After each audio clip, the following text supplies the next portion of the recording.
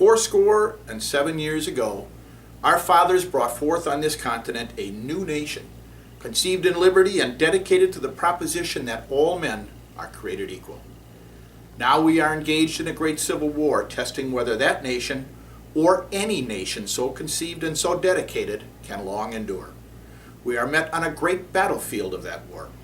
We have come to dedicate a portion of that field as a final resting place for those who here gave their lives that that nation might live. It is altogether fitting and proper that we should do this. But in a larger sense, we cannot dedicate, we cannot consecrate, we cannot hallow this ground.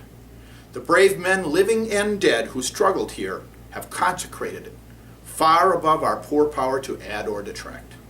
The world will little note nor long remember what we say here, but it can never forget what they did here. It is for us the living, rather, to be dedicated here to the unfinished work which they who fought here have thus far so nobly advanced. It is rather for us to be here dedicated to the great task remaining before us, that from these honored dead we take increased devotion to that cause for which they here gave the last full measure of devotion.